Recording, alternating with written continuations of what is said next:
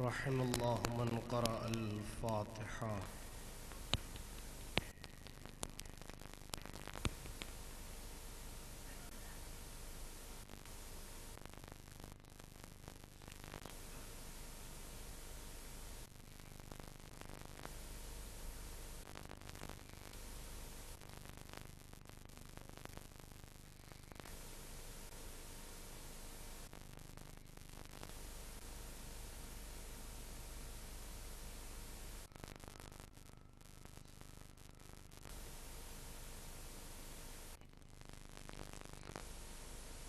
أعوذ بالله السميع العليم من الشيطان اللعين الرجيم.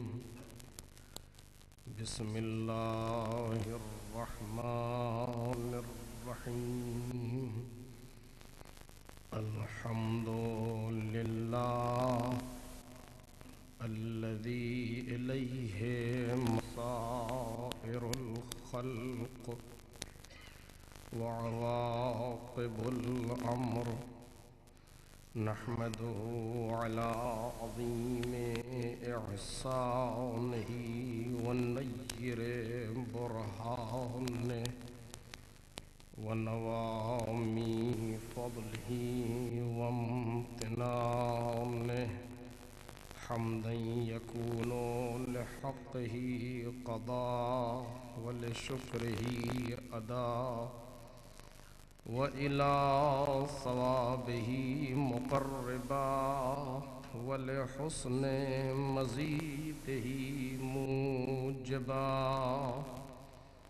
والصلاة والسلام والتحية والإكرام على أمينه وحبيبه وخيرته من خلقه وحافظ سره ومبلغ رسالاته،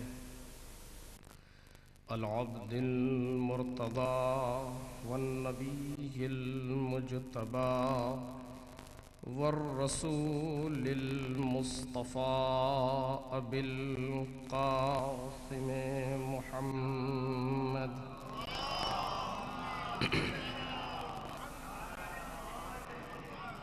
وآله الأطيبين الأطهرين الأكرمين المعصومين المظلومين، الذين أذهب الله عنهم الرجس وطهرهم تطهيرا.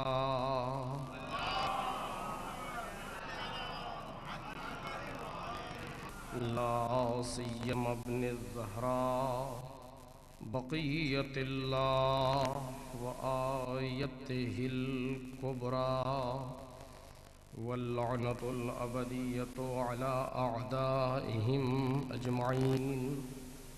أما بعد، فقد قال الله الكريم في الذكر الحكيم: إنا عرضنا الأمانة على السماوات والأرض والجبال فأبينا أن يحملنها وأشفقنا منها وحملها الإنسان إنه كان ظلوما جهولا.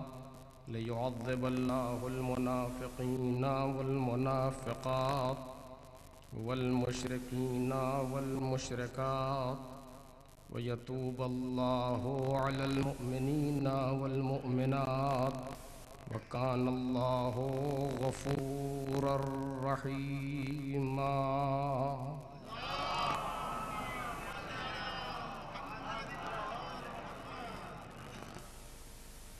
بزرگان محترم اور برادران عزیز، سورہ مبارک احزاب کی آخری دو آیتیں ہیں جن کے سلسلے سے گفتگو جاری ہے۔ ارشاد ربانی ہے کہ ہم نے امانت کو آسمانوں زمین اور پہاڑوں کے سامنے پیش کیا تو انہوں نے اس کو اٹھانے سے انکار کر دیا، اور انسان نے اس امانت کو اٹھا لیا۔ بے شک انسان ظلم کرنے والا نادان ہے۔ اور یہ سب اس لیے کیا گیا تاکہ خدا منافق مرد اور منافق عورتوں، مشرک مرد اور مشرک عورتوں پر عذاب کرے، اور مومنین اور مومنات پر بازگشت کرے۔ اور خدا مغفرت کرنے والا، رحم کرنے والا ہے۔ اس سلسلے میں جو موضوع زیر بحث ہے وہ انسان اور امانت الہی ہے، اور آج سلسلے بیان کا یہ 5واں مرحلہ ہے۔ کل کی گفتگو اس منزل تک پہنچی تھی کہ پروردگار عالم نے انسان کے اندر وہ صلاحیت رکھی ہے کہ وہ امانت کو اٹھا سکتا ہے، اور قرآن مجید کے کھلے ہوئے اعلان کی روشنی میں اس نے امانت کو اٹھا لیا۔ وہ امانت جس کو زمین اور آسمان و پہاڑ نہ برداشت کر سکے، اس امانت کو انسان نے تحمل کر لیا۔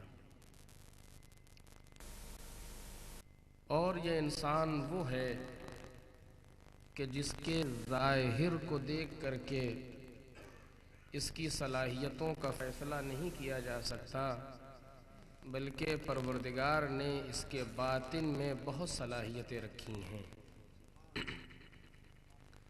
اور ظاہر سی بات ہے کہ جب وہ صلاحیتیں جس کا قرآن مجید اعلان کر رہا ہے اور انسان کی وہ شخصیت جو ہم دیکھ رہے ہیں، جب دونوں میں فرق ہوگا تو لازمی ہے کہ پھر جہت بدل جائیں گی۔ وہ کسی دوسرے عنوان سے دیکھ رہا ہے، ہم کسی دوسرے عنوان سے انسان کو سمجھ رہے ہیں۔ وہ جہات جو بدل رہی ہیں وہی انسان کا ایک وہ مادی اور جسمانی پیکر ہے جو ہماری نظروں کے سامنے ہے، اور ایک انسان کا معنوی اور روحانی پیکر ہے جو قرآن اور روایات کی روشنی میں دکھائی دیتا ہے۔ لہٰذا قرآن مجید نے یا پروردگار عالم نے یا ائمہ معصومین نے انسان کی جس حقیقت اور جس شخصیت کی طرف اشارہ فرمایا ہے وہ انسان کا جسمانی پیکر نہیں ہے بلکہ انسان کا روحانی پیکر ہے۔ اور اس میں بہت گفتگو ہے اس سلسلے میں۔ جب جسم و روح کی گفتگو شروع ہوتی ہے مختلف انداز سے، اخلاقی اعتبار سے، فلسفی اعتبار سے اور دوسرے جہاز سے اس پر بحثیں ہو سکتی ہیں۔ موضوع یہ نہیں ہے، میں صرف اپنی حد کے مطابق گفتگو آپ کے سامنے پیش کرنا چاہتا ہوں کہ پروردگار عالم نے اسی معنوی پیکر کو دیکھتے ہوئے آواز دی کہ لقد کرمنا بنی آدم، ہم نے انسان کے سر پر تاج کرامت رکھا ہے، ہم نے اولاد آدم کو مکرم بنایا ہے۔ چونکہ اگر جسمانی پیکر کو دیکھا جاتا تو کوئی معنی نہیں ہے کہ پروردگار عالم مکرم انسان کو بنا دے۔ انسان ایک چھوٹی سی مخلوق ہے، اس سے بڑی بڑی جسم و جسمانیات کی نہ جانے کتنی مخلوق پائی جاتی ہیں اس کائنات کے اندر۔ کسی بڑے کو بنانا چاہیے تھا۔ قدرت آواز دے گی کہ فضیلتوں کو قد سے نہیں ناپا جاتا، اہمیتوں کو، شخصیتوں کو اس کے قد سے نہیں ناپا جاتا، نہ طول سے، نہ عرض سے، نہ عمق سے، نہ وزن سے۔ ان چیزوں سے فضیلت نہیں ناپی جاتی۔ فضیلتوں کے لیے معیار دوسرے ہیں، فضیلتوں کا میدان دوسرا ہے، فضیلتوں کا عنوان دوسرا ہے کہ جس کے ذریعے سے فضیلتیں سمجھی جاتی ہیں۔ خیر اگر پروردگار عالم اس جسم و جسمانیات پر کچھ دینا چاہتا تو بڑے بڑے جسم والے پڑے ہیں، اتنے بڑے بڑے پہاڑ پڑے ہیں، اتنی بڑی بڑی کہکشاں ہیں کہ جہاں ہماری زمین ہزاروں کی تعداد میں سما جائے، سینکڑوں کی تعداد میں سما جائے، ایسے بڑے بڑے سیارے موجود ہیں۔ لیکن پروردگار عالم نے آواز دی ہماری اس تمام مخلوقات میں، پوری کائنات میں اگر کوئی اس قابل ہے کہ اس کے سر پر تاج کرامت رکھا جائے تو وہ انسان ہے۔ اس کا مطلب یہ ہے کہ انسان وہ اور ہے جسے خدا دکھا رہا ہے، اور انسان وہ اور ہے جسے ہم دیکھ رہے ہیں۔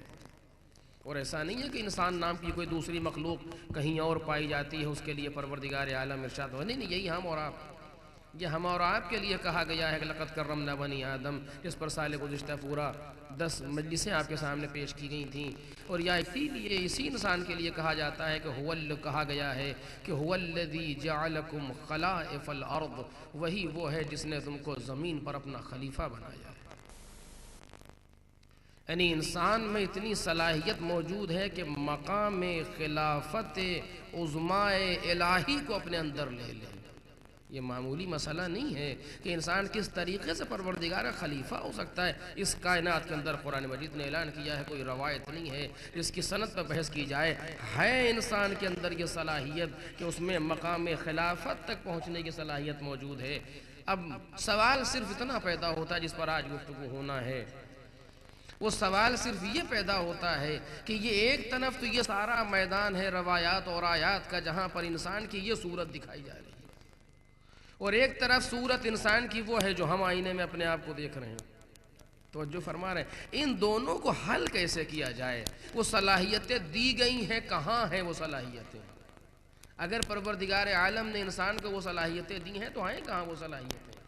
کہاں رکھی ہیں وہ صلاحیتیں، اور کیا انداز ہے ان صلاحیتوں کا؟ کس طریقے سے اگر خدا نے صلاحیت دی ہے تو سامنے ہونا چاہیے۔ توجہ فرمائیے، اگر کسی کو صلاحیت ملی ہے تو سامنے ہونا چاہیے، یا جن کو ملی تھی ہمارے سامنے تھی وہ صلاحیت، تو صرف انہی کے لیے محدود ہے کہانی، ان کے لیے محدود نہیں ہے، بلکہ قرآن مجید نے عام اعلان کیا ہے، لقد کرمنا بنی آدم، ہم نے اولاد آدم کو مکرم کیا ہے۔ هو الذی جعلکم خلائف الارض، تم کو، اس تم کو کا مصداق کون ہے؟ جہاں تک آیت جائے جو آیت کو پڑھے، یہ لفظ قل نہیں ہے جو صرف پیغمبر سے مخصوص ہو، اس طریقے سے نہیں، جو هو الذی جعلکم خلائف الارض، تو اس نے تم سب کو زمین پر اپنا خلیفہ بنایا ہے۔ تو یہ ہر انسان کے اندر یہ صلاحیت ہے، اگر ہے تو دکھائی دے۔ ہم تو دیکھتے ہیں اگر کچھ مسلمانوں پر آپ یا مومنوں پر تھوڑا بہت کرم کر کے صلاحیتوں کو سمجھ بھی لیں تو اس کے باہر جو منزل جا رہی ہے، جہاں کفار ہیں، جہاں دوسرے افراد ہیں، وہاں بھی کرامت ہے۔ سال گزشتہ مجھے یاد ہے میں نے آپ کے سامنے عرض کیا تھا کہ وہاں بھی کرامت رکھی ہے پروردگار عالم۔ بحث یہ نہیں ہے کہ ہم نے مومنین کو تاج کرامت مومنین کو دیا ہے، یہ نہیں کہا گیا لقد کرمنا المومنین، لقد کرمنا المسلمین، لقد کرمنا المتقین، نہیں، لقد کرمنا بنی آدم، اور بنی آدم میں سارے کے سارے شمار ہو رہے ہیں۔ یہ نہیں کہا گیا هو الذی جعل المؤمنین خلائف الارض، هو الذی جعل المسلمین خلائف الارض، هو الذی جعل المتقین، نہ کچھ نہیں، هو الذی جعلکم خلائف الارض، اس نے تم کو زمین پر خلیفہ بنایا ہے۔ جب یہ ساری چیزیں اس طرح سے موجود ہیں کہ جہاں عمومی اعلان کیا جا رہا ہے اور ہم یہ صلاحیت نہیں دیکھ رہے ہیں، تو پھر حل کیسے کیا جائے گا؟ یا ہمارا تجربہ غلط ہے یا معنی کچھ اور ہے۔ چونکہ ہم اگر اعتقادی روح سے اپنی زبان کو روک بھی لیں اور قرآن کے خلاف کچھ نہ کہیں تو اتنا تو کہیں گے ہی کہ یا تو ہمارا تجربہ نہیں دیکھ پا رہا ہے جو قرآن دکھانا چاہتا ہے، ہماری آنکھیں نہیں دیکھ پا رہی ہیں، اور یا پھر معانی کچھ اور ہیں، توجہ فرمائیے گا، یا معانی کچھ اور ہیں کہ جو قرآن مجید بیان کرنا چاہتا ہے۔ عزیزو، پروردگار عالم نے انسان کے اندر جو صلاحیتیں رکھی ہیں وہ سب میں رکھی ہیں۔ پروردگار عالم نے جو انسان میں اہلیت و استعداد و قوت و طاقت ودیت فرمائی ہے وہ سب میں ودیت فرمائی ہے، کسی کو استثناء نہیں کیا پروردگار عالم نے۔ چونکہ اگر استثناء کر دیتا تو مقام امتحان میں لانے کا مسئلہ نہ رہ جاتا۔ سب ممکن نہیں ہے کہ بعض کو دیا جائے اور بعض کو نہ دیا جائے اور مقام امتحان میں دونوں کو رکھ دیا جائے۔ اگر آپ اپنے یونیورسٹی میں، کلاس میں، اسکول میں، کالج میں، کسی جگہ مدرسے میں پڑھاتے ہیں بچوں کو تو امتحان انہی سے لیا جاتا ہے جن کو پڑھایا جاتا ہے۔ ایسا نہیں ہے کلاس اول اور کلاس دوم دونوں کو ملا کر کے ایک پرچہ بنا دیا جائے، کا ممکن ہی نہیں ہے کہ ہائی اسکول انٹرمیڈیٹ کا پرچہ ایک بنا دیا جائے۔ جس کو جتنا دیا جاتا ہے اس سے اتنا امتحان لیا جاتا ہے۔ یہ ممکن نہیں ہے کہ کوئی پڑھائے کسی کو نہ پڑھائے اور اس سے امتحان لے لے۔ جس کو پڑھایا ہے اس سے بھی امتحان لیا جا رہا ہے، جس کو نہیں پڑھایا ہے اس سے بھی امتحان لیا جا رہا ہے۔ اس طریقے سے نہیں ہے پروردگار عالم نے، اور امتحان کی منزل سے کوئی نہیں بچا ہے۔ ابھی آپ کے سامنے عرض کروں گا، امتحان کی منزل سے کوئی نہیں بچا ہے۔ تو جب صلاحیتیں دی ہیں تبھی تو امتحان لے گا۔ اگر صلاحیتیں نہ دی ہوتی، اگر اہلیتیں نہ دی ہوتی، اگر استعداد نہ رکھی ہوتی تو امتحان لینے کے معنی نہیں پیدا ہوتے۔ کمال کے معنی نہیں پیدا ہوتے ہیں تو پھر مقصد کیا ہے؟ کہ جب مرحلہ دینے کا تھا ہم نے سب کو دیا ہے. اے میرے مالک اگر دیا تو وہ کہاں گیا؟ اگر پروردگار تو نے دیا تو وہ کہاں ہے صلاحیت؟ ہم نے تو آج تک نہیں دیکھی اپنے اندر کوئی صلاحیت. ہم نے تو آج تک اپنے اندر کوئی صلاحیت نہیں دیکھی. ہم تیرے خلیفہ ہیں، قرآن میں پڑھا کرتے ہیں، ہمارے سر پر تاج کرامت ہے، یہ آیت میں دیکھا کرتے ہیں، اس کے علاوہ تو کہیں نظر نہیں آیا.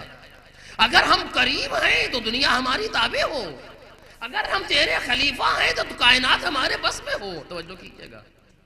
اور میں نے یہ جملہ غالباً پہلے عشرے میں اب سے 5 سال پہلے آپ کے سامنے عرض کیا تھا، جلدی سے کہہ دے رہا ہوں. یہ قرآن مجید نے اتنی چیزیں دی ہیں، اتنی چیزیں بیان کی ہیں. سخر لکم هو الذی خلق لکم جعل لکم سخر لکم، 3 لفظ قرآن کہتا ہے تمہارے لیے جو بھی ہے سب پیدا کیا گیا.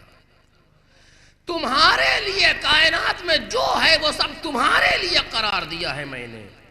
کائنات میں جو کچھ ہے وہ سب ہم نے تمہارا تابع بنایا ہے.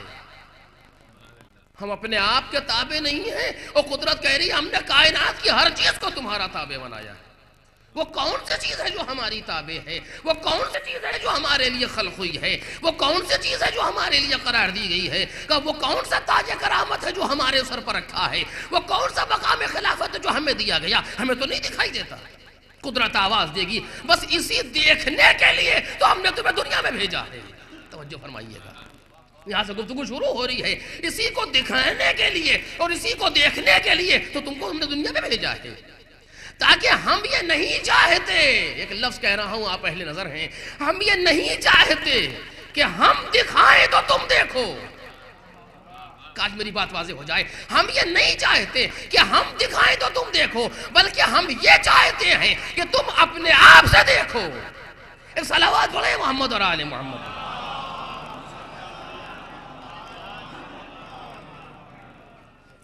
ہمارا ارادہ یہ نہیں ہے کہ ساری صلاحیتوں کو ہم دکھائیں تو تم دیکھو، نہیں. ہم یہ چاہتے ہیں کہ ہم نے صلاحیتیں دی ہیں، ان صلاحیتوں کو تم خود دیکھو.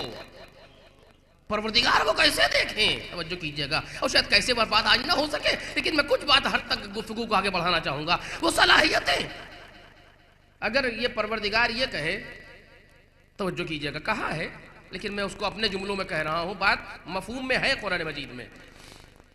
اگر خدا یہ کہے کہ ہم نے تم کو تیل دیا ہے، ہم نے تم کو سونا دیا ہے، ہم نے تم کو جواہرات دیے ہیں، ہم نے تم کو لوہا دیا ہے، تو اسے آپ کیا سمجھتے ہیں؟ یہ سب یہ باتیں غلط ہیں یا صحیح ہیں؟ اگر قدرت یہ کہے کہ ہم نے تمہیں تیل دیا ہے، کہا صحیح دیا ہے. ہم نے تمہیں سونا دیا ہے، کہا ہے جا کے نکالو موجود ہے. ہم نے تمہیں لوہا دیا ہے، وہ بھی ہے. ہم نے تمہیں گیس دی ہے، وہ بھی ہے. یہ ساری چیزیں دی ہیں. اس دی ہیں کا مطلب کیا ہے؟ توجہ کیجئے گا. شاید اس مثال سے میری بات واضح ہو جائے. اس دی ہے کا مطلب کیا ہے؟ ہم نے تمہیں یہ ساری چیزیں عطا کی ہیں. سب لوگ کہتے ہیں ہاں صحیح ہے عطا کی ہیں، لیکن اس عطا کرنے کے معنی کیا ہے؟ کہ تمہارے گھر میں ٹرے میں رکھ کے پہنچائیں گے. آج بات واضح ہو جائے. کیا کہ اس کا مطلب یہ ہے کہ قدرت یہ کہہ رہی ہم نے تم کو تیل دیا ہے، اس کے معنی کیا ہے؟ کہ ہر انسان کو گلاس میں رکھ کے جگ کے ساتھ ہم تمہارے سامنے پیش کریں گے کہ لیجئے اس سے استفادہ کیجئے گا. نہیں، یہ تو نہیں ہوگا. ہم نے تمہیں سونا دیا ہے، اس کے معنی یہ ہے کہ ہم اس کو باقاعدہ نکال کے بنا کر کے سب کچھ کر کے صاف کر کے تمہارے سامنے لا کے رکھیں گے. کہا نہیں، یہ کبھی نہیں ہے. پھر اس کے معنی کیا ہے کہ دیا ہے؟ کہ دیا ہے کہ معنی یہ ہے کہ اس کائنات میں ہے. بات واضح ہے. اس دیا ہے کہ معنی یہ ہے کہ اس کائنات میں ہے. ہم نے تمہیں بغیر اس کے کائنات میں بھیجا نہیں ہے. یہ کائنات کے اندر موجود ہے. دینا ذمہ داری ہے، استخراج میری ذمہ داری نہیں ہے. توجہ کیجئے گا. ہم نے دیا ہے تم کو، لیکن اب یہ تمہاری ذمہ داری ہے کہ جاؤ استخراج کرو. یہ تمہاری ذمہ داری ہے کہ جاؤ نکالو. ڈھونڈو سمندر میں ملے گا تیل، کھودو پہاڑ ملے گے خزانے، لیکن یہ ہم کھود کے تمہارے سامنے لا کے تم کو کاہل نہیں بنانا چاہتے. ہم تمہیں اس کائنات میں کاہل بنانے کے لیے نہیں بھیج رہے ہیں، تم کو اس کائنات میں انسان بنانے کے لیے بھیج رہے ہیں۔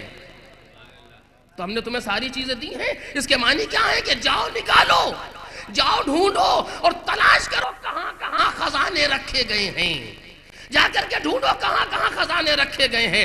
قدرت نے اسی طریقے سے انسان کو 2 خزانے دیے ہیں۔ کاش میری بات عزیزوں ضائع نہ ہونے پائے۔ قدرت نے 2 خزانے انسان کو دیے ہیں۔ ایک خزانہ وہ ہے جو مالک نے انسان کے باہر رکھا ہے، وہ آپ سب بہتر جانتے ہیں، یہی جتنی چیزیں، جتنے معدنیات ہیں اس کائنات کے، جتنے میٹلز ہیں، جو بھی چیزیں ہیں، وہ سب انسان کے باہر موجود ہیں۔ ایک خزانہ وہ ہے جو انسان کے اندر موجود ہے، ایک خزانہ وہ ہے جو انسان کے اندر ہے، کچھ خزانے وہ ہیں جو انسان کے باہر ہیں۔ باہری خزانہ بھی تم کو نکالنا ہے، ہم نہیں نکالیں گے۔ یہ اور بات ہے کہ تمہارے اندر ایسی عقل دیں گے کہ تم کو اس کے استخراج کا راستہ پتہ چل جائے، تم کو اس کے نکالنے کا طریقہ معلوم ہو جائے۔ یہ ہم تمہارے اندر علم بھی رکھیں گے، تمہارے اندر عقل بھی رکھیں گے، تمہارے اندر شعور بھی رکھیں گے، اور اگر نہ رکھا ہوتا تو تم نکالتے کیسے؟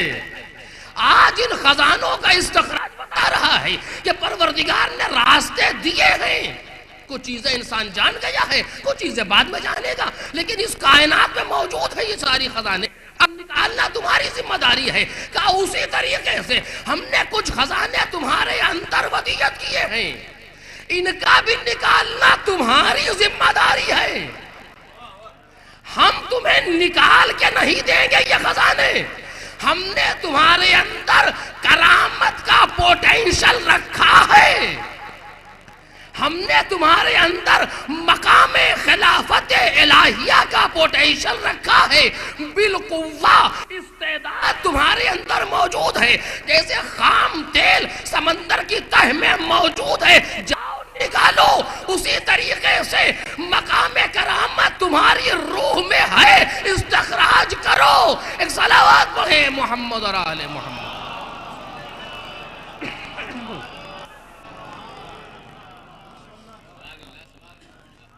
اس کو حوضے کی زبان میں 2 لفظیں کہی جاتی ہیں، میں نے یاد نہیں کہ کہا اس سے پہلے کہ نہیں کہا، اگر کہا ہے تو پھر سن لیجئے، نہیں کہا ہے تو آپ سن لیجئے۔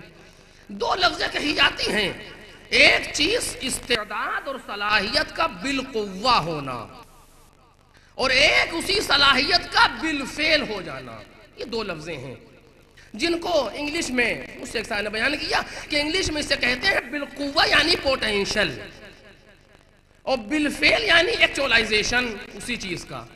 کوئی چیز بالپوٹینشل کی حد تک موجود ہے، بالقوہ ہے، اب ضروری ہے کہ اس کو انسان ایکچول کرے، اس کو ایکچولائزیشن کی منزل میں لائے، بالفعل کرے۔ مثلا پروردگار عالم نے کسی درخت کے بیج کے اندر یہ صلاحیت رکھی ہے کہ یہ پورا درخت بن جائے، اور اسی نے رکھی ہے۔ آج تک کوئی ایسا نہیں دنیا بنا سکی ہے کہ کوئی پلاسٹک کا بیج ہے اس سے آپ کھجور نکال لیجئے، بونا پڑے گا وہی جو قدرت نے دیا ہے، اسی میں وہ پوٹینشل موجود ہے، کسی دوسرے میں نہیں، اور اتنا مجبور ہے انسان کہ اس سے وہی نکلے گا، دوسرا نہیں۔ توجہ فرمائیے گا، اتنا مجبور ہے انسان کہ اس سے وہی چیز نکال سکتا ہے جو قدرت نے رکھی ہے۔ اس کے معنی کہ یہ بیج جتنا بڑا ہم دیکھ رہے ہیں، یہ بیج استعداد کے اعتبار سے درخت ہے، لیکن بالقوہ درخت ہے، بالفعل نہیں ہے، پوٹینشل میں درخت ہے یہ۔ اس کو کچھ شرائط چاہیے، کچھ چیزیں چاہیے جن سے استفادہ کر کے یہ اپنی چھپی ہوئی شخصیت کو نکھار لے۔ کاش ہماری بات واضح ہو جائے۔ ایک صلوات پڑھیں نا محمد اور آل محمد۔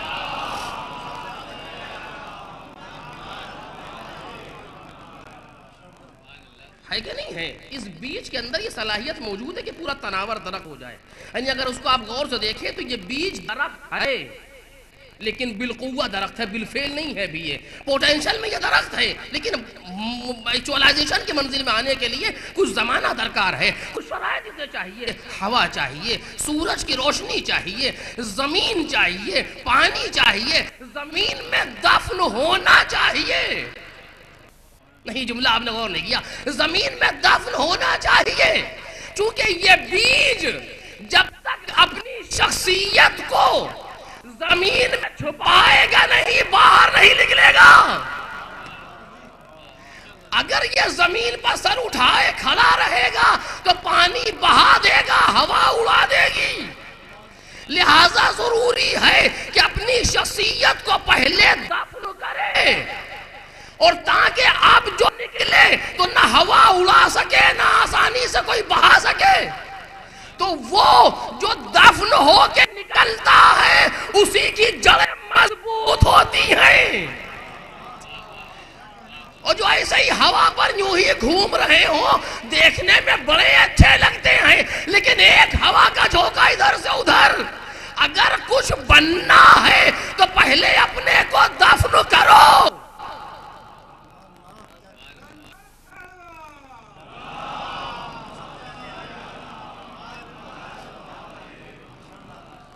اسے خطابت نہ سمجھیے گا، روایت میں کہا گیا موتو قبل ان تموتو، اس کے پہلے کہ موت آئے مر جاؤ. خودکشی کی تعلیم دے رہے ہیں، خودکش حملے کی تعریف کی جا رہی ہے. اس کے پہلے کہ موت آئے مر جاؤ.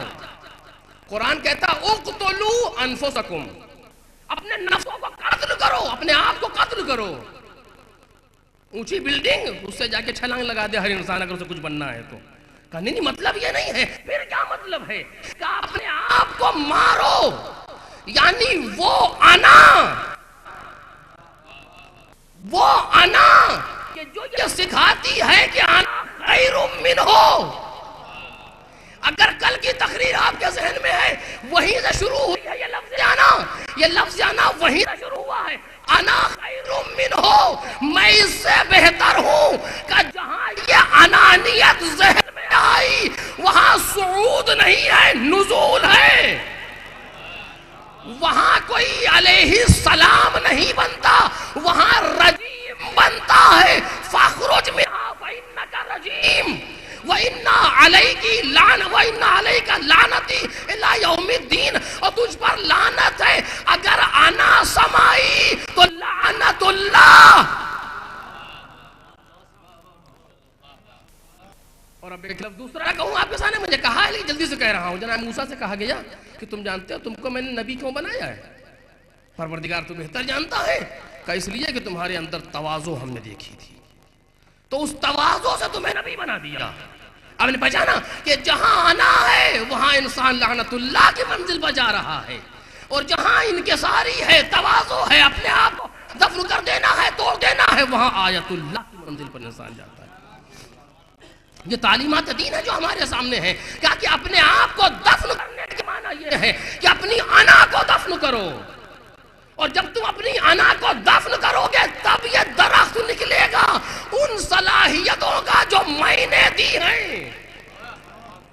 تو غرض کے مرض کر رہا تھا کہ ایک بیج کے اندر یہ صلاحیت موجود ہے، اور اس بیج کو پروردگار عالم نے اتنا حق دیا ہے کہ وہ تناور درخت بن جائے. اسی طریقے سے مالک نے صلاحیتوں کو انسان کے اندر رکھا ہے، اور اب انسان کی ذمہ داری ہے کہ ان صلاحیتوں کو نکھارے، ان صلاحیتوں کو باہر لائے. لیکن یہ صلاحیتیں جس طریقے سے بیج کی صلاحیت آگ و پانی اور مٹی اور ہوا اور خاک ان چیزوں سے بنی تھی، یہ ان سے نہیں نکلے گی انسان کی صلاحیت کہ ہم کھاتے چلے جائیں، ہم پیتے چلے جائیں، ہم اس سے نہیں. یہ نہیں ہے، بلکہ ان صلاحیتوں کے لیے کچھ ایسے روحانی رہنما چاہیے کہ جو انسان کی صلاحیتوں کو نکھارے. جناب آدم سے یہ سلسلہ شروع ہوا، اسی لیے مالک نے اس کائنات میں جو پہلا انسان بھیجا اسے خلیفہ بنا کے بھیجا. انی جاعل فی الارض خلیفہ اسی کے لیے کہا جو اس کائنات میں پہلا انسان تھا، تاکہ یہ معلوم ہو سکے کہ ہم نے صلاحیتوں کو نکھارنے والا پہلے بھیجا ہے. صلاحیتیں نکھارنے کے جو تم آئے ہو بعد میں آئے ہو. تو یہ پورا سلسلہ چلا وہاں سے، ایک ایک نبی اسی لیے آیا۔ اگر آپ پورے دین کا خلاصہ، پوری تاریخ نبوت کا خلاصہ کریں تو یہی جملہ سامنے آئے گا کہ انسانوں کی چھپی ہوئی صلاحیتوں کو نکھار دینا، انسانوں کو اس منزل تک لے جانا جس کے لیے قدرت نے انہیں بھیجا ہے۔ یہ نبی کی ذمہ داری ہے، ہر نبی کی ذمہ داری یہی ہے، اور ہر نبی نے یہ کام کیا ہے اپنے وقت میں، اور یہ ضمیر ذمہ داری اپنے عروج پر آئی ہے پیغمبر کے زمانے میں، کہ جہاں پیغمبر نے اس طریقے سے صلاحیتوں کو نکھارا ہے کہ درندوں کو درندگی سے نکال کے انسان بنایا۔ وہ درندے جو اپنی بیٹیاں اپنے ہاتھ سے دفن کرتی ہیں، سوچیے کہ درندگی کا عالم کیا تھا، انسان تعجب کرتا ہے، لیکن بہرحال درندوں کو درندگی سے نکال کے انسان بنایا، انسان کو اور بلند کیا تو مسلمان بنایا، مسلمان کو اور کمال دیا تو سلمان بنایا۔ یہ درجات ہے جو پیغمبر صلاحیتوں کے سامنے لا رہے ہیں۔ ایک صلوات پڑھ دیں محمد اور آل محمد۔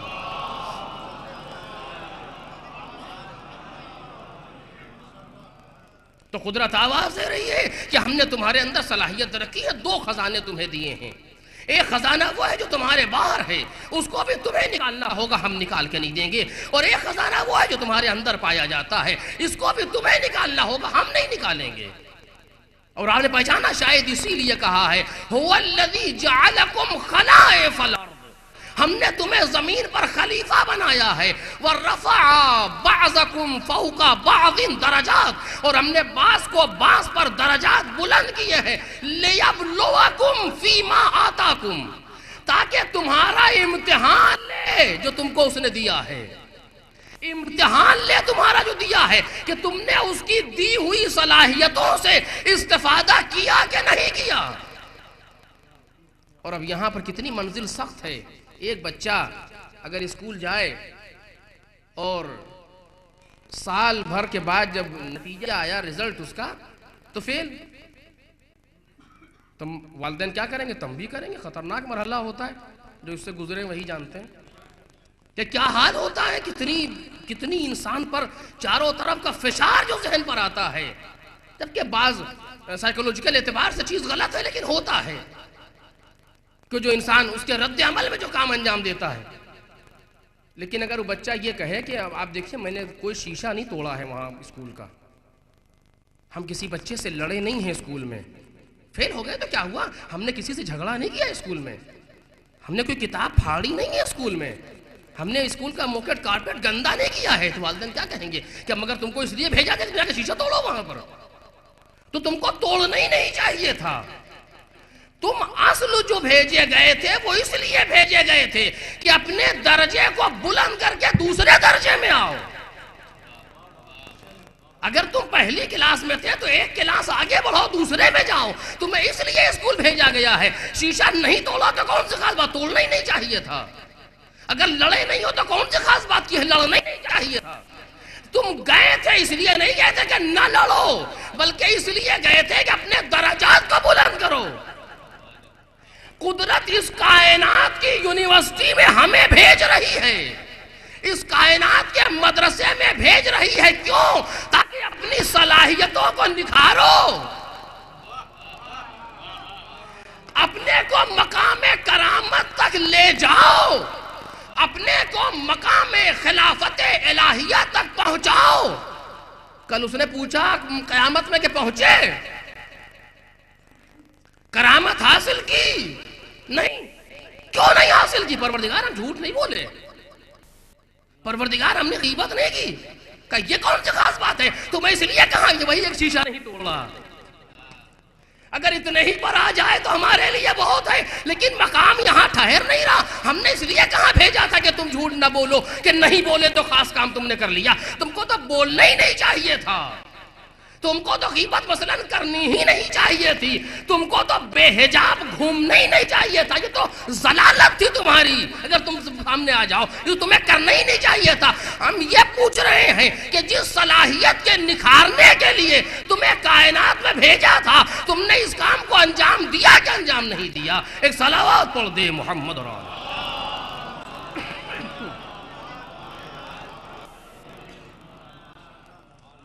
اور بس اس مقام پر رک کر کے صرف ایک آیت آپ کے سامنے، اسی پر بات اپنی آخری منزل میں پہنچ رہی ہے۔ تو پروردگار عالم نے ہمیں اس کائنات میں بھیجا ہے تاکہ انسان اپنے اس شخصیت کو سامنے لائے جو قدرت نے اسے عطا کی ہے۔ عزیزو، روایات میں آپ کے سامنے عرض کروں گا کل کی یا اس کے بعد کی تقریر میں، اتنی صلاحیت ہے انسان میں کہ کائنات پر تصرف کر سکتا ہے اگر اپنے آپ پر آ جائے۔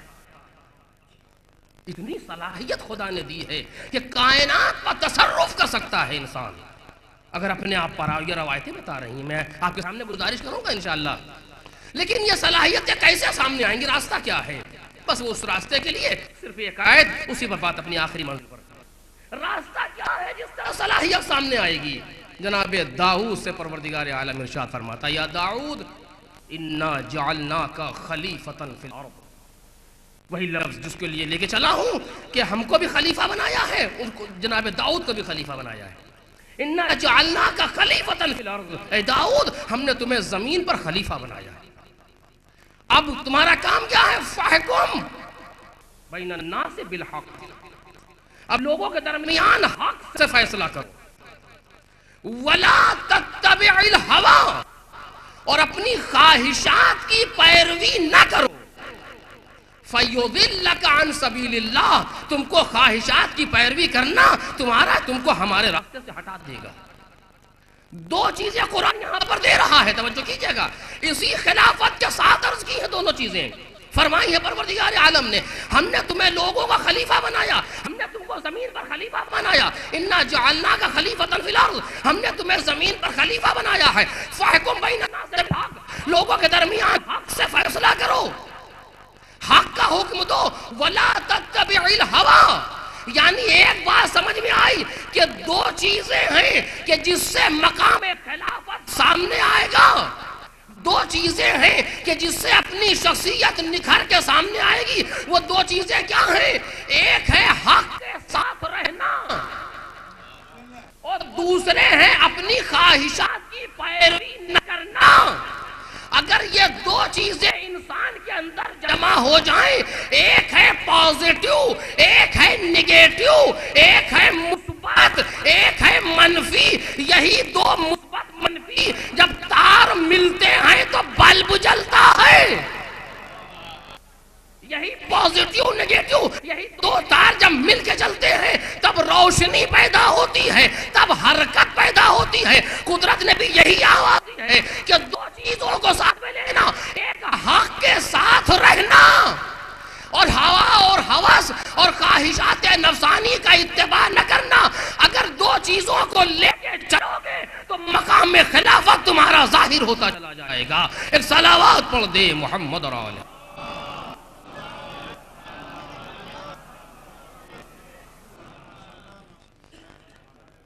اب وہ جتنی چیزیں جن چیزوں کا تعلق حق سے ہے، اب اسی لفظ حق پر اگر گفتگو ہو تو پوری تقریر چاہیے اس کے لیے کہ جن چیزوں کا پروردگار عالم نے قرآن مجید میں حق کہا ہے۔ اب جو چیزیں حق ہیں انسان اس کو لے کے چلے گا، اور جن چیزوں میں خواہشات نفسانی ہیں ان کو چھوڑنا پڑے گا۔ یہی وہ جگہ ہے کہ جہاں کہا گیا اقتلوا انفسکم، اپنے نفسوں کو قتل کرو۔ یہی وہ قتل کرنا ہے نفس کا کہ جہاں خدا کچھ چاہتا ہے اور ہم کچھ چاہتے ہیں۔ اس پر انشاءاللہ کل گفتگو ہوگی۔ خدا کچھ چاہتا ہے اور ہم کچھ چاہتے ہیں۔ اس جگہ پر یہ دیکھنا ہے کہ ہم نے اپنا کام آگے بڑھا دیا یا حکم خدا کی پیروی کر لی۔ اگر یہ چیز انسان کے ساتھ آ جائے تو وہ صلاحیت جو مالک نے دے کے بھیجی ہے وہ ظاہر ہو جائے گی۔ لیکن اب یہاں پر آیا ہوں تو ایک بات کہے بغیر آگے نہ بڑھوں گا، توجہ کیجئے غور سے۔ وہ کیا ہے؟ قرآن مجید کی آیت ہے، یا داؤد انا جعلناک خلیفۃ فی الارض، ہم نے تمہیں زمین پر خلیفہ بنایا ہے۔ مقام خلافت جناب داؤد کے لیے قرآن مجید نے تذکرہ کیا۔ پھر کیا کہا؟ فاحکم بین الناس بالحق، حق کے ساتھ فیصلہ کرو۔ اس کے معنی یہ ہے کہ داؤد اور ہے، حق اور ہے۔ واضح ہو رہی نہیں بات؟ حق کے ساتھ فیصلہ کرو، یعنی تم اور ہو، حق اور ہے۔ اب جو فیصلہ کرو اس میں یہ دیکھو کہ تمہارا فیصلہ حق پر ہے کہ نہیں ہے۔ یہ قرآن مجید کی آیت کی حلاجی کر رہا ہوں۔ اب جناب داؤد کو یہ دیکھنا ہوگا کہ کس فیصلے میں حق ہمارے ساتھ ہے، کس فیصلے میں حق ہمارے ساتھ نہیں ہے۔ وہ مقام داؤد ہے کہ جب فیصلہ کرے تو حق کا اتباع کرے۔ کاج بات واضح ہو جائے، وہ جناب داؤد کا مقام ہے کہ جب فیصلہ کرے تو یہ دیکھے کہ حق ساتھ ہے کہ نہیں۔ اگر حق ساتھ ہے تو فیصلہ صحیح، اگر حق ساتھ نہیں ہے تو داؤد جیسے نبی کا بھی فیصلہ صحیح نہیں۔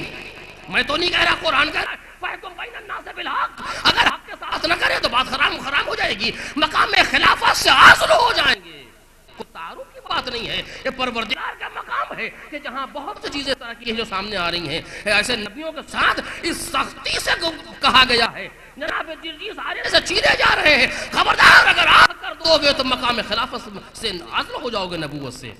جن کے رتبے ہیں سوا، ان کو سوا مشکل ہے، وہ اسی جگہ پر ہے۔ جناب داؤد اگر فیصلہ کریں، حق سے ہٹ جائیں تو مقام جائے۔ اس کے معنی داؤد تابع ہیں حق کے، یہ بھی خلیفہ ہے۔ اور اسی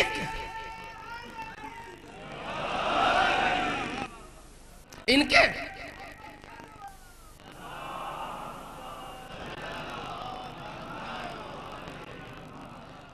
اب ان کے ساتھ مقام خلافت ہے، لیکن مقام خلافت اسی وقت تک ہے کہ جب تک یہ حق پر فیصلہ کرتے رہے۔ نبی خدا ہے، قرآن تذکرہ کر رہا ہے، مقام خلافت دے رہا ہے، مقام خلافت کا تذکرہ پروردگار عالم نے بعض انبیاء کے ساتھ کیا۔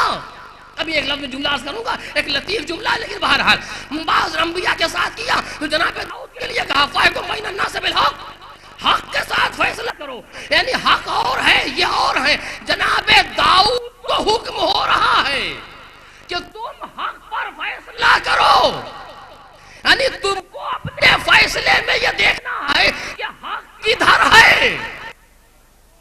جملوں پر غور کیجئے گا، جو بات کہنا چاہتا ہوں، نبی ہے لیکن تم کو یہ دیکھنا ہوگا کہ حق کدھر ہے۔ اگر دیکھنا نہ ہوتا تو قرآن کہتا کیوں؟ سپوزیشن پر گفتگو نہیں کرتا قرآن، فرضیات پر گفتگو نہیں کرتا، حقائق پر گفتگو ہے کہ تم یہ دیکھ کے فیصلہ کرو کہ حق ہے کہ نہیں۔ یعنی اب تابع ہیں نبی داؤد کہ ہمارا فیصلہ حق پر ہے کہ نہیں ہے، یعنی حق ان کا تابع نہیں ہے، یہ حق کے تابع ہے۔ یہ مقام داؤد ہے کہ جہاں فیصلہ ان کا حق کا تابع ہو، وہ کائنات میں ایک ہی گزرا ہے۔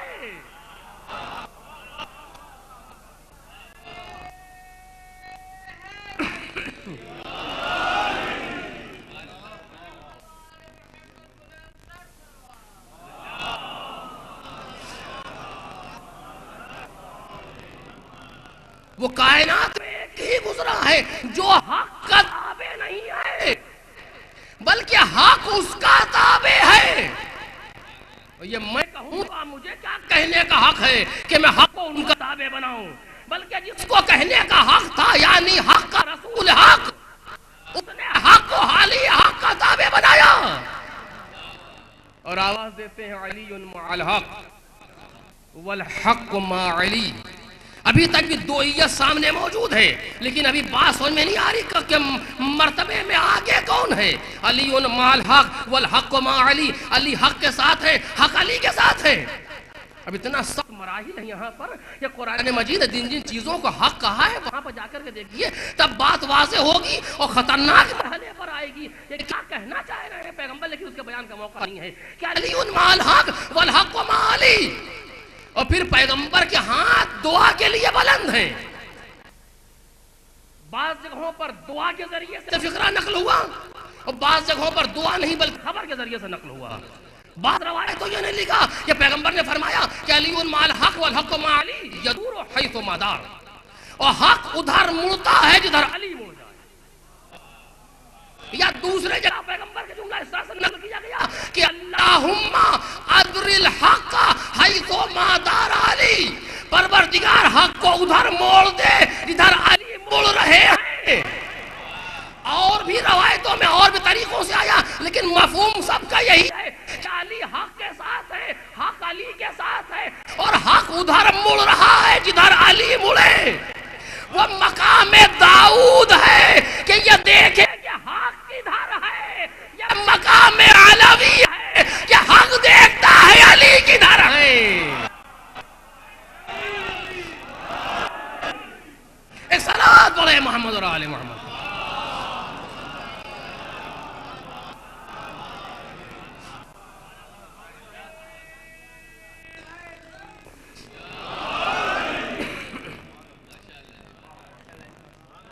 اور علی مع الحق والحق مع علی یدور حیث ما دار، یہ حدیث جناب ابن ابی الحدید معتزلی نے نہج البلاغہ کے شرح میں لکھی ہے، یعنی کسی معمولی جگہ سے نقل نہیں ہو رہی ہے، ایک معتبر شخص ہے جو لکھ رہا ہے کہ پیغمبر نے یہ فرمایا کہ علی مع الحق والحق مع علی یدور حیث ما دار، کہ حق ادھر مڑ رہا ہے جدھر علی مڑ جائے۔ تو وہ مقام داؤدی ہے کہ جہاں منتظر ہے کہ حق کدھر ہے، کوئی فیصلہ سامنے آیا تو زبان داؤد ابھی رکی ہوئی ہے، کیا کہیں وہ کہیں جو حق چاہو۔ لیکن یہ مقام علوی ہے کہ یہ نہیں ہے کہ حق کدھر ہے، بلکہ حق دیکھتا ہے کہ علی کدھر ہے۔ اور اب ایک جملہ تو بغیر کہے تو پھر آگے بڑھنا چاہیے بھی نہیں، چونکہ ہم کو تو حق ہے کم از کم روایتوں کو سمجھنے کا، اگر سمجھانے کا نہ ہو تو مطلب خود سمجھنے کا تو حق حاصل ہی ہوتا ہے ہر انسان کو۔ اب اس روایت کو سمجھنے کے لیے دو جملے، ایک مشہور ہے ایک چیز کے تعرف الاشیاء باضدادها، چیزوں کو پہچانا جاتا ہے اس کی ضد سے، اپوزٹ سے، اور قدرت نے یہ سلسلہ ازداد کائنات میں اسی لیے رکھا ہے تاکہ جس کو پہچانوانا چاہتا ہے وہ چیزیں پہچانی جائیں۔ مثلا اگر اندھیرا نہ ہوتا تو روشنی کا تصور ختم ہو جاتا، اگر اندھیرا سامنے آئے تو تصور روشنی کا ختم ہو جائے کائنات سے، کیونکہ آپ سمجھیں گے کیا کہ روشنی کیا ہے جب اندھیرا ہی نہیں۔ اگر کانٹے نہ ہوں کسی گلشن میں تو پھول کی لطافت ختم ہو جائے گی، چونکہ کانٹے کو دیکھ کے پتہ چلتا ہے کہ یہ ایسا ہے تو گل کیسا ہے۔ تو چیزوں کو ضد کے ذریعے سے پہچانا جاتا ہے، اور ضد آپ دیکھیے اگر کہیں روشنی ہے تو اندھیرا نہیں ہے، اگر اندھیرا ہے تو روشنی نہیں ہے۔ یا کوئی تصور کر سکتا ہے کہ روشنی بھی ہے اور اندھیرا بھی ہے؟ کہ نہیں، تو پھر آپ یہاں اندھیرا ہے۔ ایک صلوات پڑھے محمد اور آل محمد۔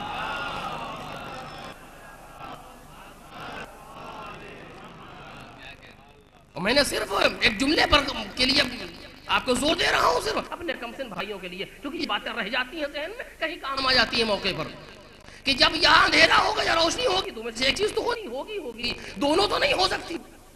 اور یہ بھی نہیں ہے کہ دونوں نہ ہو، یہ بھی ممکن نہیں ہے کہ نہ روشنی ہو نہ اندھیرا ہو، یہ بھی نہیں ہو سکتا، یا روشنی ہے یا اندھیرا ہے۔ اسی طریقے سے آپ کی زندگی اور ہماری زندگی میں صبح سے شام تک اگر آپ کیلکولیٹ کرنے کے لیے بیٹھے کیلکولیٹر لے کر کے، تو پوری زندگی صبح سے شام تک یا حق پہ ہے یا باطل پہ ہے۔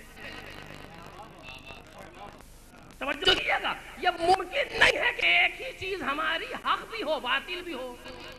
بھئی ہم صبح اٹھے کوئی جملہ بولا، جو جملہ بول رہے ہیں یا حق ہے یا باطل ہے، یہ ممکن نہیں ہے کہ حق بھی ہو باطل بھی ہو، اور یہ بھی ممکن نہیں ہے کہ نہ حق ہو نہ باطل ہو، چونکہ حق کی ضد ہے باطل، باطل نام ہے عدم حق کا۔ کاش جملہ یہ واضح ہو جائے، باطل نام ہے عدم حق کا، باطل خود کچھ نہیں ہے۔ اس کائنات میں کائنات کو بھرا ہے قدرت حق سے، جہاں حق نہ ہو وہ باطل ہے۔ اندھیرے کا تصور نہیں ہے، اندھیرا نام ہے عدم نور کا، جہاں نور نہ ہو وہ اندھیرا ہے۔ اسی لیے اندھیرا آ کے نور کو نہیں بھگاتا، نور آ کے اندھیرے کو بھگاتا ہے۔ کاش بات واضح ہو جائے، اندھیرا میری عدم نور کا نام ہے ظلمت، ظلمت کچھ نہیں ہے، جہاں نور نہ ہوگا وہاں ظلمت ہے۔ جہل خود کچھ نہیں ہے، عدم علم کا نام ہے جہل۔ اور اس کو فلسفے کی زبان میں جہل شے وجودی نہیں ہے، شے عدمی ہے.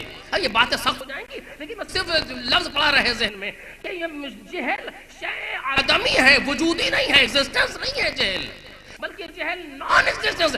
جہاں علم نہیں ہے اس کو جہل کہتے ہیں، جہاں نور نہیں ہے اس کو ظلمت کہتے ہیں. اگر ساری ظلمتیں کائنات کی مل جائیں تو ایک موم بتی کے نور سے مقابلہ نہیں کر سکتی، ہے کہ نہیں ہے؟ ساری ظلمتیں کائنات کے اکٹھا کر دیجئے ایک کمرے میں، ایک تیلی جلائیے، ماچس کی موم بتی میں لگائیے، ساری ظلمتیں جھڑ جائیں گی. مقابلہ کریں، نہ جلنے دیں کہ ان میں طاقت ہے. کہانی کیسے نہ جلنے دیں، خود کچھ ہے ہی نہیں. کاش بات واضح ہو جائے، کاش بات واضح ہو جائے، خود کچھ ہے ہی نہیں. جب موم بتی کا نور یا نور نہیں تھا تو اپنے وجود کو دکھا لیا، لیکن جب وارث آ گیا تو مقابلہ نہیں کر سکتی ظلمت نور سے، کیونکہ نور کا حق ہے کہ رہے، ظلمت کا حق ہے کہ مٹے. اس کو رہنے کا حق نہیں ہے نور کے سامنے. اب سمجھے قدرت کیا کہہ رہی ہے کہ جال حق وزحق الباطل. یہ بالکل ایسے ہی ہے کہ جا نور وزحقت الظلمہ، کہ ظلمت نور آیا ظلمت مٹی. تو جیسے نور کے سامنے ظلمت نہیں دکھتی، اسی طریقے سے حق کے سامنے باطل نہیں دکھ سکتا. یعنی حق باطل نام ہے عدم حق کا. اب جہاں حق نہ ہو وہاں باطل ہے. کاش بات واضح ہو جائے، جہاں حق نہ ہو وہاں باطل ہے. وہ کوئی ہو، بحث اس سے نہیں ہے. بحث یہ ہے کہ میں ہوں یا آپ ہوں یا میرے والدین ہوں، اس سے کوئی فرق تو نہیں پڑتا، کوئی بھی ہو. جب جناب داؤد جیسے نبی کے لیے قدرت کہہ رہی ہے خبردار حق سے فیصلہ کرنا، تو ہماری اور آپ کی حیثیت کیا ہے اس کائنات کے اندر؟ ہم تابع ہیں حق کے، اور جہاں حق نہ ہو وہاں ظلم باطل ہے، چاہے کوئی ہو. بات شخصیت کی نہیں ہے، بات حقائق کی ہے. اب جہاں حق نہیں ہے وہاں باطل ہے. پیغمبر کہتے ہیں حق وہاں ہے جہاں علی ہے، حق وہاں ہے جہاں علی ہے. اب جہاں جہاں علی نہیں ہے وہاں حق نہیں ہے. یعنی جہاں جہاں علی نہیں ہے وہاں باطل ہے. جس میدان میں علی وہ میدان حق، جس میدان میں علی نہیں وہ میدان باطل. جس بس میں علی وہ بزم حق، جس بس میں علی نہیں وہ بزم باطل. جس ممبر پر علی وہ ممبر حق، جس ممبر پر علی نہیں وہ ممبر باطل. جس دل میں علی وہ دل حق.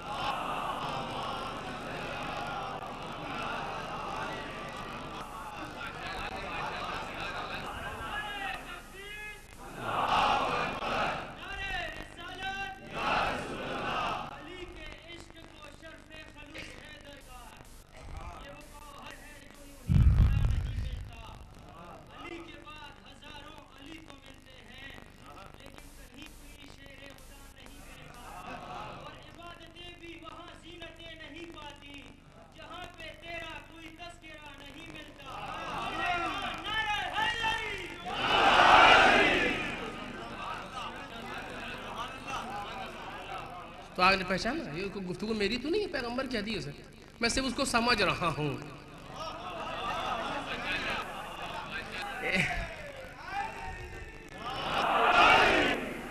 عالم تو نہیں ہوں، ایک اسٹوڈنٹ ہوں، ایک طالب علم ہوں، اور طالب علم کی حیثیت سے سمجھنے کا حق تو سب کو ہوتا ہے. یہ حق کو کوئی کسی سے چھین نہیں سکتا. ہم حدیث پیغمبر کو سمجھنا چاہتے ہیں, ایسے سمجھ رہے ہیں. اگر کوئی اور طریقہ سمجھنے کا ہو تو آپ مجھے سمجھا دیجئے. بھئی ہم نے جب حق کے لفظ کو دیکھا اور حق کی تعریف کو دیکھا اور پیغمبر کی حدیث کو دیکھا تو یہ بات سمجھ میں آئی کہ جہاں حق ہے وہاں باطل نہیں ہے, کیونکہ حق و باطل ساتھ میں جمع ہی نہیں ہو سکتے, جیسے نور و ظلمت ساتھ میں جمع نہیں ہو سکتے. اور جہاں حق نہیں ہے وہاں باطل ہے, کیونکہ دونوں اٹھ بھی نہیں سکتے ایک ساتھ کائنات سے, کہ نہ نور ہو نہ ظلمت, دونوں غائب ہو جائے, ہو ہی نہیں سکتا. اسی طریقے سے پیغمبر نے کہا کہ علی مع الحق والحق مع علی. اگر یہیں تک بات رہتی تو آپ یہ کہہ سکتے تھے کہ اس بات شے نفی ما ادا نہیں کرتی. یہ ایک قاعدہ کلیہ ہے جو حوزے میں پڑھایا جاتا ہے, اصول کا بھی ہے اور جگہوں پر بھی قاعدہ ہے کہ اس بات شے نفی ما ادا نہیں کرتی. مطلب کیا ہے اس کا؟ اگر میں کہوں کہ فلاں صاحب کمرے میں ہیں تو اس کے معنی یہ نہیں ہے کہ دوسرے صاحب کمرے میں نہیں ہیں. کسی شے کا ثابت کرنا اس کے علاوہ دوسری شے کی نفی بدلالت نہیں کرتا. فلاں صاحب کمرے میں ہیں اس کے معنی یہ نہیں کہ دوسرے کمرے میں نہیں ہیں. اگر پیغمبر یہ کہہ دیتے کہ علی مع الحق تو اس کے معنی یہ نہیں کہ دوسرا حق پر نہیں ہے. یہ ہو سکتا تھا کہ دوسرا بھی حق پر ہو, خطۂ اجتہادی ہو جائے, وہ بھی اس کو حق سمجھ رہا ہو, لیکن پیغمبر نے دوسرا جملہ اسی لیے کہا تھا کہ اللہم ادر الحق حیث مدار, کہ پروردگار حق کو ادھر بول جدھر یہ جا رہا ہے. اس کے معنی اب حق ادھر چل رہا جہاں جہاں یہ جا رہے ہیں. تو اب یہ ہو ہی نہیں سکتا کہ کسی اور بھی طرف جا رہا ہو, ان کی طرف بھی آ رہا ہو. یہ ممکن ہی نہیں ہے کہ ادھر بھی گیا ادھر بھی گیا, نہیں, بس ادھر جہاں علی کے قدم ہیں وہیں حق کے نشان ملیں گے. ایک صلوات پڑھ دے محمد رسول.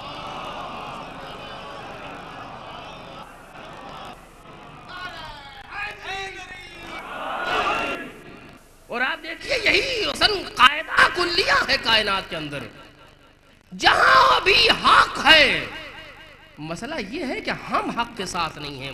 ہماری بدبختی یہ ہے بعض جگہوں پر کہ ہم اپنی ہوا و ہوس کے تابع ہیں, ورنہ اگر حق پر ہو تو اسے کوئی جھکا نہیں سکتا. قاتل ہونا ہارنے کی علامت نہیں ہے, یہ کبھی ذہن میں نہ آئے. میں مثال دینا, فرض کیجئے یہ گلاس سے پانی رکھا ہے, میں اس کو آپ کو نہیں دوں گا. آپ مجھے قتل کر دیں لیکن پانی نہ لے سکے, کون جیتا؟ ایک کتاب میرے پاس ہے, میں اس کو مٹنے نہیں دوں گا کتاب کو, چاہے کچھ ہو جائے. لوگ آ گئے مٹانے کے لیے, میں مارا گیا, کتاب بچ گئی, کون جیتا؟ کہ مقتول جیتا. کیونکہ بحث یہ نہیں تھی کہ تم مارو یا ہم مارے, تم مرو یا ہم مرے. بحث یہ ہے کہ یہ بچے.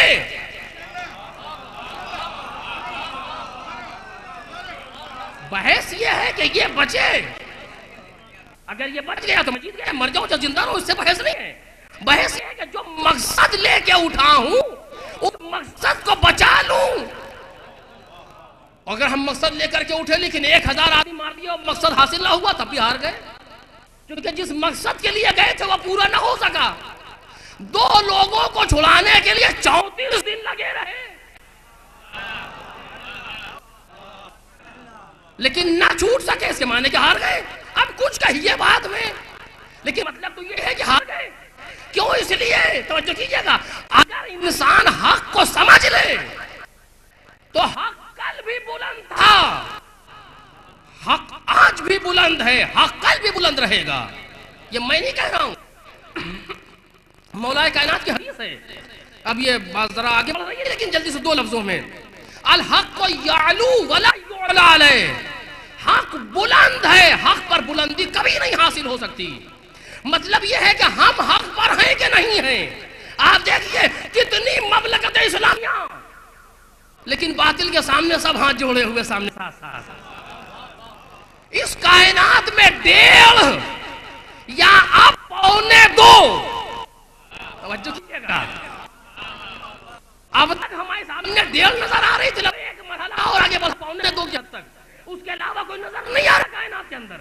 اور وہ جو 1.5 ہے ان دونوں کا سلسلہ غدیر سے ہے, کیونکہ حق وہی ہے جہاں علی ہے اور حق ہمیشہ بلند ہے. تو یا تو مستقیماً سلسلہ ملے اور یا پھر محبین علی کے سائے میں آؤ. چاہے مستقیماً سلسلہ غدیر تک جائے یا کسی غدیری کے سائے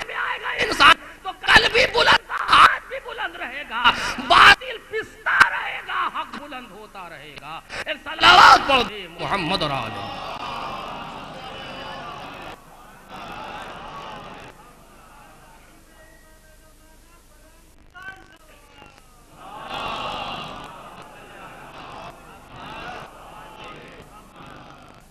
یہ جواب میرا نہیں ہے،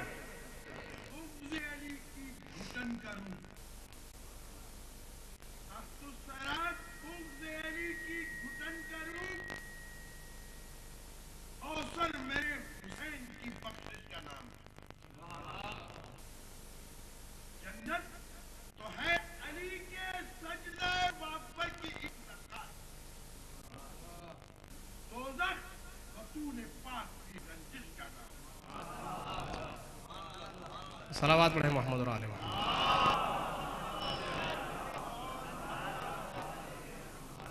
اور یہ جواب میرا نہیں ہے، جناب امام سجاد علیہ السلام سے۔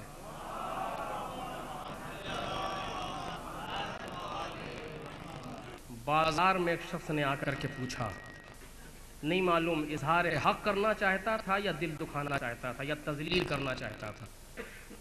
وہ کہتا یہ بتائیے کربلا میں کون جیتا، آپ کا بابا یا یزید؟ یہ سوال اس وقت ہو رہا ہے جب نوک نیزہ پر سر موجود ہیں، سید سجاد لوہے میں جکڑے کھڑے ہیں اور اونٹ پر کچھ بیویاں بیٹھی ہیں۔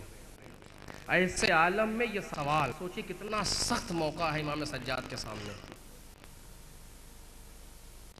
اگر کہیں کہ بابا جیتے تو پھر یہ سب کیا ہے، اگر کہیں کہ یزید جیتا تب بھی مسئلہ توہین، لیکن اللہ رے امامت کا جواب۔ کہتے ہیں یہ سوال یہاں نہ کر، جا کے مسجدوں میں دیکھ، اگر صدائے اشہد اللہ الہ الا اللہ آ رہی ہے تو سمجھ لینا کہ میرا بابا جیت گیا، اور اگر یہ آواز ختم ہو جائے تو سمجھ لینا کہ یزید جیت گیا۔ کیا تاریخ ساز جواب دیا ہے امام سجاد نے۔ بھئی جو میں نے بھی آگے مثال دی، کتاب اگر بچانے کے لیے مر جاؤں تو میں نہیں ہارا۔ حسین ابن علی دین کے تحفظ کے لیے کربلا کے میدان پر آئے، اگر دین بچ گیا تو حسین جیت گئے، اگر دین مٹ گیا تو حسین ہار گئے۔ کب اس لیے آئے تھے کہ ہم یزید کو مار دیں یا ہم اس سے فتح کا حاصل کریں؟ مطلب یہ نہیں ہے حسین ابن علی کا تحفظ دین مسئلہ ہے، اگر تحفظ دین ہو گیا تو حسین ابن علی جیت گئے۔ اب اسی جگہ سے امام نے پیغام دے دیا کہ اگر کربلا کی فتح کا اعلان کرنا ہے تو یہ اعلان مسجد کے میناروں سے ہوگا۔ دنیا اذان کو کچھ سمجھے، ہم اذان کو اعلان فتح شبیر سمجھتے ہیں۔ اسی لیے ہر جوان کا یہ وظیفہ ہے کہ اس اعلان کو باقی رکھے، باقی رکھ رہا ہے۔ بس عزیزو، لیکن اس اعلان کو باقی رکھنے میں جو کچھ حسین کو برداشت کرنا پڑا ہے وہ آپ سے بہتر کون سمجھ سکے گا۔ اس اعلان کی بقا کے لیے حسین ابن علی نے سب کچھ دے دیا۔ اور ایک سلسلہ ہے جو مدینے سے شروع ہوا ہے، ایک بھائی اور ایک بہن، یہ دونوں ساتھ اٹھے ہیں، اور ایسا نہیں ہے کہ اچانک یہ مسئلہ پیش آیا، نہیں، اس کا انتظام کیا گیا ہے شروع سے۔ جب جناب عبداللہ نے جناب زینب کا پیغام مولا کائنات کے سامنے پیش کیا جناب عبداللہ کی طرف سے، تو یہی شرط لگائی گئی کہ قبول تو ہے لیکن اس شرط پر کہ جب حسین سفر کریں گے تو تم زینب کو روکو گے نہیں۔ اس کا مطلب یہ ہے کہ قدرت چاہتی ہے کہ زینب حسین کے ساتھ ساتھ رہے، اور اسی اعلان کو امام حسین نے بھی کیا کہ جب کسی نے کہا کہ آپ نہ جائیں، یوں جب مشورے دینا شروع کیے لوگوں نے، تو آپ نے فرمایا کہ ان اللہ شاء ان یرانی قتیلا۔ نانا نے خواب میں کہا کہ ان اللہ شاء ان یراک قتیلا، کہ پروردگار چاہتا ہے کہ تمہیں مقتول دیکھے، تو کہا پھر ان کو نہ لے جائیں، کہ ان اللہ شاء ان یراہن سبایا، خدا چاہتا ہے کہ ان کو اسیر دیکھے۔ آپ نے پہچانا، یعنی دونوں اپنے اپنے مقصد لے کے اٹھے ہیں، ایک مقصد جناب زینب لے کے چلی ہیں، ایک مقصد حسین ابن علی لے کے چلے ہیں۔ یہ دونوں کا مقصد عصر عاشور تک ساتھ رہا۔ حسین ابن علی نے وطن چھوڑا، جناب زینب نے وطن چھوڑا، وہ ماں کی قبر سے جدا ہوئے، وہ بھی جدا ہوئی، وہ حج کو عمرے بدل کے آئے، انہوں نے بھی حج کو عمرے سے بدل دیا۔ کربلا کی زمین پر دونوں ساتھ ساتھ پہنچے، مقصد ساتھ ساتھ چل رہے ہیں. ان کے بھائی مارے گئے، ان کے بھی بھائی قتل ہوئے، حسین ابن علی کے بیٹے مارے گئے، جناب زینب کے بیٹے مارے گئے، یہ سارا کام ہوتا رہا. لیکن ایک وقت وہ آیا کہ جب حسین ابن علی نے زینب کا ساتھ چھوڑ دیا.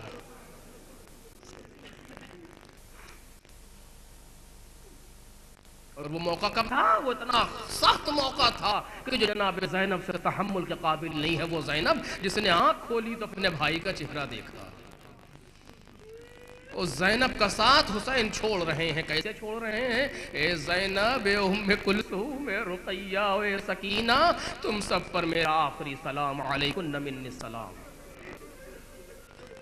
بس اس آواز کا سننا تھا کہ اب زینب کے دل میں تحمل نہ رہ گیا. اے بھیا، نانا گئے تو بابا موجود تھے، اماں موجود تھیں، اماں گئی تو بابا تھے، بابا گئے تو بھیا حسن تھے، بھیا حسن گئے تو آپ تھے، اب آپ جا رہے ہیں تو زینب کیا کرے گی بھائی؟ اللہ رے زینب کا امتحان. اب زینب کا مقام امتحان میں قدم رکھنا ہے. حسین ابن علی کہتے ہیں زینب پورا گھر تمہارے حوالے، زینب تم خدا کے حوالے، اے زینب سید سجاد کا خیال رکھنا، اے زینب ان بچوں سے خبردار، اے زینب ان عورتوں سے خبردار. لیکن شہزادی ہے کہ جس کے دل میں اضطراب کی کیفیت ہے. امام حسین نے زینب کے دل پر اشارہ کیا، زینب کا دل سنبھل گیا، زینب کا دل سنبھل گیا. وہ زینب جو سر عاشور اتنا بے چین ہے، لیکن جب ایک آواز آئی الا قتل الحسین بکربلا، الا ذبح الحسین بکربلا، تو وہ زینب جو اتنی مضطرب تھی اب وہ زینب کمر باندھ کے کھڑی ہوئی. یہ زینب کہیں عباس نظر آ رہی ہے، یہ زینب کبھی اکبر نظر آ رہی ہے، یہ زینب کبھی حسین نظر آ رہی ہے. اب اگر دشمن تازیانہ لے کر کے بڑھتا ہے کسی بیوی کی طرف تو زینب اپنے آپ کو آگے لے جاتی ہے کہ تازیانہ مجھ پر لگ جائے لیکن حسین کی امانت بن جائے. اس طریقے سے زینب نے اپنے آپ کو مقام امتحان میں رکھا. بس عزیزوں مجلس ختم ہو رہی ہے، وہ موقع بھی آیا کہ جب یہ کارواں مقتل سے گزرنا چاہتا ہے، جیسے ہی اونٹ کی بلندی سے بھائی کے لاشے کو دیکھا، جناب زینب نے اپنے آپ کو اونٹ سے گرایا. ایک ایک بیوی اپنے اپنے وارثوں کے لاشے پر گئی. ام کلثوم نہر کے کنارے سکرباب علی اصغر کا لاشا لیے، ام فروا قاسم کے میت کے پاس ایک ایک بیوی اپنے اپنے وارثوں کے لاشے پر ہے. لیکن زینب اپنے بھائی کے لاشے کے قریب، اپنے بھائی کے لاشے کے قریب زینب آئی، نہ رہا گیا، مدینے کا رخ کیا اور رخ کر کے آواز دی یا جدہ صلی علیک ملائکۃ السماء وہذا حسین مرمل بالدماء مقطع الاعضاء. اے نانا، آپ پر ملائکہ نے نماز پڑھی یا ملائکہ نے درود بھیجا اور یہ آپ کا حسین ہے خون میں غلطہ. کبھی کوئی منزل ہے، کبھی کوئی منزل ہے، بس آخری جملے. کبھی زینب آگے بڑھی اور اپنے بھائی کے لاش کے نیچے ہاتھ لگائے، دونوں ہاتھ پر لاشا لیا اور آواز دیتی ہے اللہم تقبل منا قلیل القربان. اے پروردگار اس قربانی کو آل محمد سے قبول. عجب عجب فرائض انجام دے رہی ہیں زینب. راوی کہتا ہے کہ جب زینب اپنے بھائی کے لاشے پر بن کر کے رو رہی تھی، اتنا سوز تھا زینب کے لہجے میں، اتنا درد تھا زینب کی آواز میں کہ فَأَبْكَتْ وَاللَّهِ كُلَّ عَدُوٍ وَصَدِيقٍ. ہر دوست و دشمن کو زینب نے رلا دیا. میں نے دیکھا حتی دموع الخیل یتقاطرن حوافرہا، ارے گھوڑوں کے آنسو سومو بگر رہے تھے. سوچو جس زینب کی آواز میں اتنا درد ہو کہ جانور رو رہے ہو، امام سجاد وہ کیا گزری ہوگی. اے بوبی اماں،